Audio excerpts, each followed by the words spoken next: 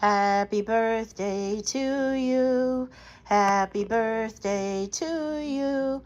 Happy birthday, dear Mark.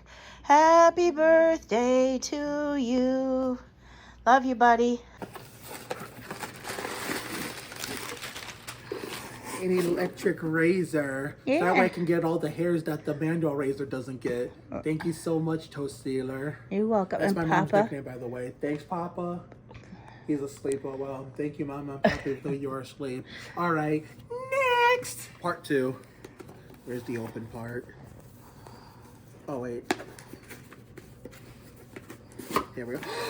You're going to make me cry. You're going to make me cry. Come on, get out of there. Get out of there. Here he is, the host of Jeopardy, Alex Trebek. I miss you so much, dude. I wish you were here for me to meet you. You can meet her. This is Jeopardy. 7:30 on News Channel 5. Yeah. I don't. All right, bud. There you go.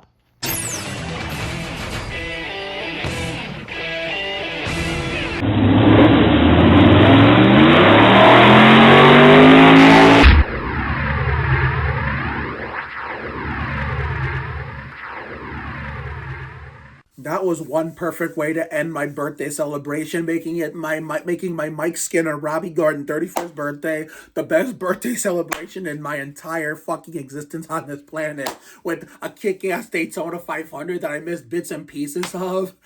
Oh my god, I mean, we gotta start from the top here. We'll just go from start to finish. So, therefore, I kind of got up a little later than I initially planned, because I went to bed a little later than I planned, but yet still woke up somewhat in a timely manner. My mom kind of forgot what time it was, considering, she was busy, taking care of some stuff I won't share on here and doing some work. And when she remembered that that my girlfriend was coming, that her mom got approval, and thank you for coming, Emily. I hope you enjoyed your first NASCAR race. Your next one, being your second, will be Sunday, June 8th at the Michigan International Speedway, aka MIS, for the Sirius Satellite Radio 400. Since my dad and I won't be there again this year, so therefore I want you to experience something close to that if you come over, I invite you over for that. So, but no, that was not the right time to make negotiations. It's way too far away. So when the time gets close, mid to sometime in the month of May, mid to late May,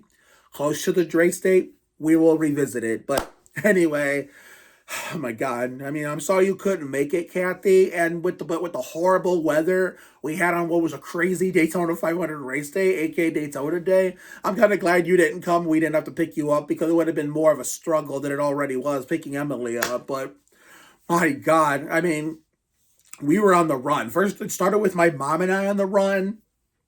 And then, we went to Target to pick something up, pick up some stuff.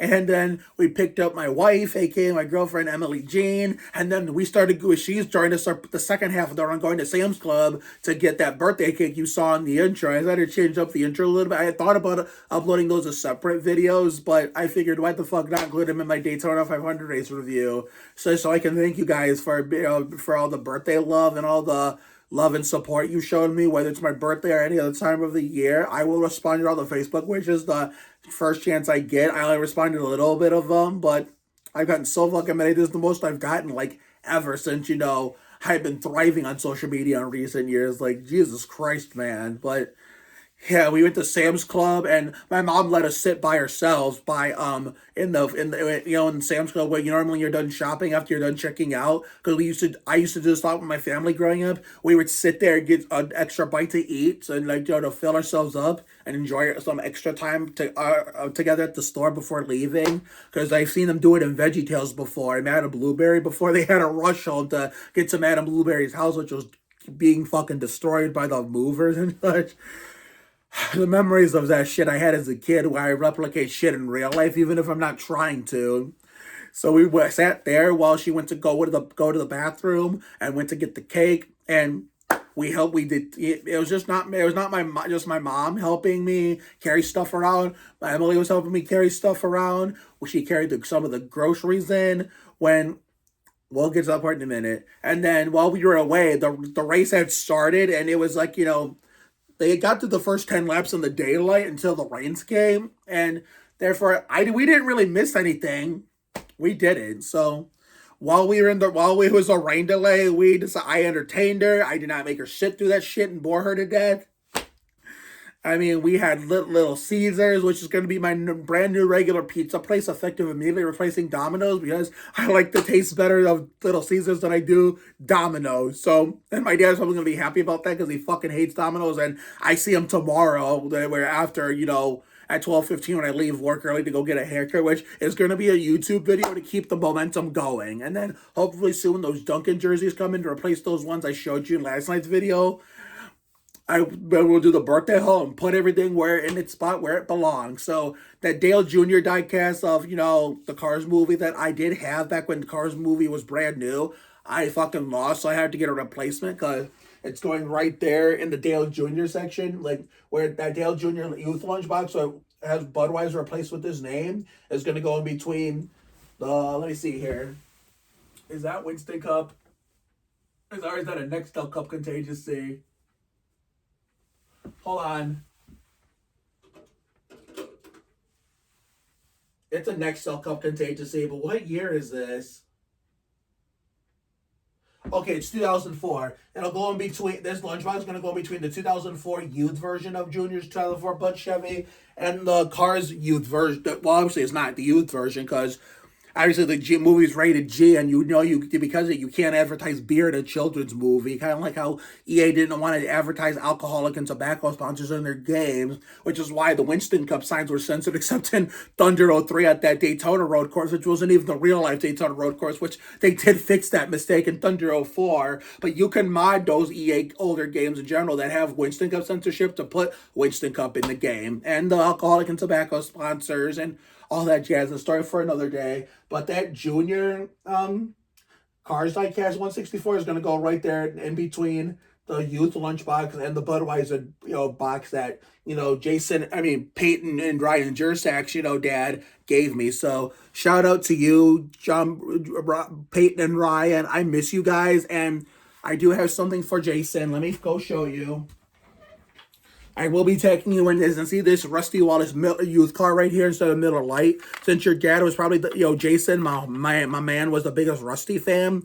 When the weather warms up and it finally gets nice again, I will be coming to give this to him to repay him for giving me that for the RCRD I shelf with that Dale Jr. section. So therefore, shout out to you, Ryan and Peyton. I miss you guys. So I miss everybody in Sandy Ridge. But soon the winter will get the fuck out of here and it'll get warm, and I'll be able to come outside and see all my friends in the happiest place in Northeast Ohio again when we open it back up for fun and games. So therefore, I forget what I was saying. Oh yeah. So the birthday haul will the haircuts. The haircuts and then birthday haul, whenever that may be, no matter how late it is, hopefully before Atlanta, but I'm not making any promises. So therefore, trying to figure out what did we do. Okay, we spent more time in here, as you saw, during the rain delay. Actually, no, we didn't. I'm full of shit. We just left our stuff up here. So therefore, we sat there trying to kill time at the morning room table when they said drivers to the cars, 5:25. As soon as 5:25 came, I said, let's go. And then we ran downstairs. We put our stuff down to watch part of the race together. The table and chair that I normally use in here, I had to have her help me with. And when they rolled the cars off pit road, I got excited. And she was, her reaction was priceless. They ran 20 laps under caution. And, it started to drizzle a little bit. I'm like, are you fucking kidding me? But I knew it was going to be quick. That's why, her and I didn't leave our seats this time. But we knew it was going to be quick. And so when they finally got moving after that, I was like, they're moving. And oh my God, her reaction to every time I got excited over anything in the race or in anything we were doing was priceless. And she got to watch at least a single lap. She got to watch a good chunk of it. I mean, we did go do the cake and the presents right before the end of stage 1 when, Zane got into that wreck. He did come back on the track, only to lay debris on the track later, which I'll which that'll be the portion of this video we'll get into in a little bit. I'm trying to go in chronological order of what the hell happened today. And so as the Zayn wreck happened, we sung Happy Birthday, did the presents as you saw in the opening. And then we came back when we were coming back to our seats when they restarted the race after stage 1 ended, and Riley and Nemechek got into a little bit of a wreck. I mean, that, fake Ward Burton, missed a gear or something. Missed a gear and, wadded up the middle, like a little bit of the field. It was only the middle, it was a medium one. It was like in the middle of the pack, middle of that big ass pack. And Riley and John Hunter, I knew they were going to be fine because it didn't look. I knew John Hunter was going to be fine. More on him in a little bit. I mean, more on him later, I should say. And I thought Riley was out of contention, but he didn't have as much damage as I thought, so he was able to stay in the race to continue. Right before the end of the end of stage 2, that's when we decided, we're gonna take her home, and and now that my mom and both my parents and even my stepmom knows my girlfriend's mom, now we can go pick her up and bring her here for NASCAR races anytime we want, or bring her over in general for any other occasion anytime we want. So therefore, I think I found my true soulmate that I'm hopefully might be my permanent for happily ever after. We'll just have to wait and see, but I have a lot of confidence that that'll be the case. So therefore, I know the Zane Smith caution for debris happened while we were on the way back, and I made it back with 22 laps to go, but I had to go to the bathroom so bad, so I didn't get out of there until maybe 15 to go, and then this is when it starts getting chaotic here. It starts getting chaotic. Okay, I can't remember that first wreck, whatever. What was the first wreck? Oh my God, I gotta go take a look at the fucking tape. 12 seconds later. Okay, now I know. So it was the 20 years of trying, another year of frustration.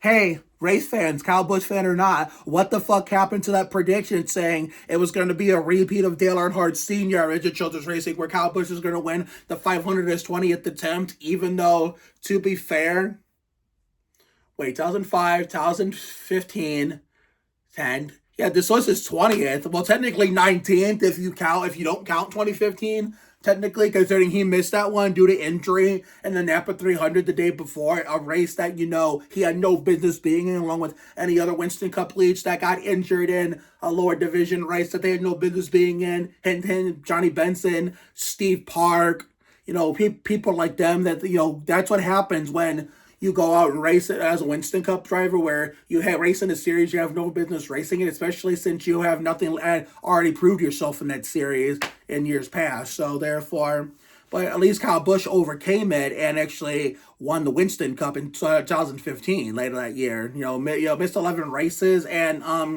came back, went on a late spring, all this whole summer tear, and that's how I got the championship. But that's a story for another day. But Steve Park was just never the same because he was like the unluckiest driver in Winston Cup with Jerry Nadeau, with how many times they got injured in their careers, both in NASCAR and away from NASCAR, away off the track, during, a week after races. Like, I'm not going to get into that with Nadeau, but we all know the situation on Park. But, Johnny Benson, he was like below average, I guess. Not good, but not bad either. But, he was just racing that Busch race at Richmond, the Hardee's 250, to, run good in Winston Cup, the Pontiac Excitement 400. But even if that's the case, guess what? It doesn't change the fact that getting injured a Cup driver getting injured in lower divisions, series races they're in, goes to show you sometimes that you have no bit. If a Cup driver have already proved yourself in those series, you have no business, running in those races, let alone that series. So therefore, I know NASCAR's not going to completely get rid of Winston Cup leeches, but wishful thinking on every fan's part. But anyway, so yeah, I'm just glad the fake Ward Burton got taken out, even though he was fucking stupid. Well, no, fuck both him and Stenhouse.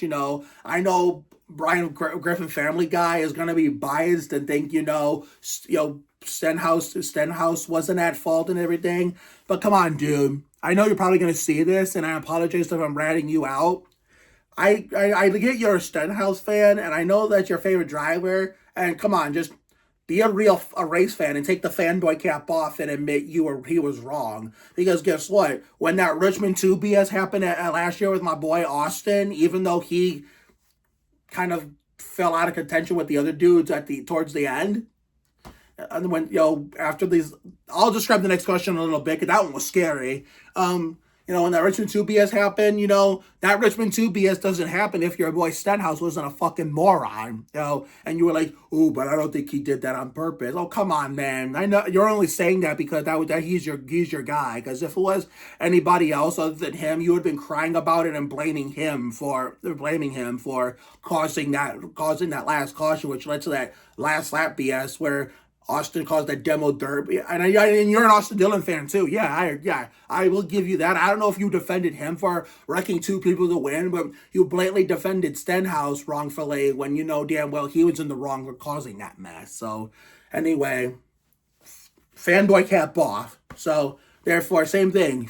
Stenhouse fucked up, so that's why the majority don't like him, including myself. So therefore, but to be fair, Legato's no better either. So I'm glad they both got taken out in that. And it looks like how Busch will, for the 21st time, will have to wait another year to win the Daytona 500. Is he gonna retire? Being the best driver to not win the Daytona 500 alongside Tony Stewart, kind of like how Mark Martindale Jr. and Junior Johnson are the best to not win the Winston Cup. Yeah.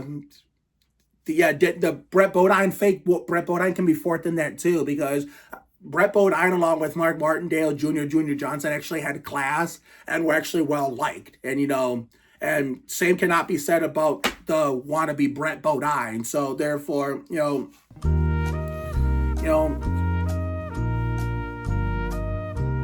and also, now I remember I was going to say, Mark Martindale Jr., Junior Johnson, even Brett Bodine didn't say arrogant shit when they were in the spotlight, positive spotlight, "Ooh, I'll beat your favorite driver. This is our year." Yeah, and see what happens when you say shit like that and behave like you have despicable behavior like that, or disrupt Alex Bowman's burnout just because. I get you're mad because he cost you a win. But disrupting a fan of race winner's burnout, even if he was the one who ranked you to get that win, that's classless, and it is something that Mark Martindale Jr., Junior Johnson, and you're the guy you're impersonating in the car number, Brett Bodine would not have done. So therefore, they were way too classy to be doing and saying shit like that. But anyway, rants aside, I'll get more on him in a little bit.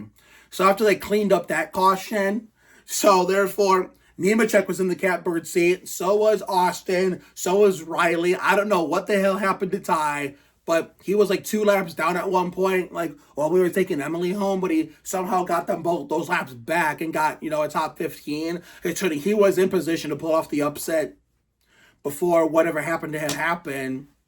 And then this is what set up the overtime. This was scary. I went, and Mike Joyce said Ryan Preece may not want to show up to Daytona when we go back for the Firecracker 400 on my mom's birthday weekend when we do the Lorain County Fair for the regular season finale. And I really don't blame Ryan Preece if that's the case, considering he and the Daytona backsearch are not friends. Considering that scared the shit out of me when he did that wheelie. I knew he was going to go all the way over. Even then, it still scared me, and I just screamed my lungs out and scared my grandfather slept through it, but my grandmother got scared, thinking, somebody was breaking in the house or attacking her. So I'm no, there was a flip that fucking scared me, and they threw the red flag out, but thankfully it was a quick red flag, so therefore, that's what got the race into overtime. So therefore, it was a 2-lap dash, and,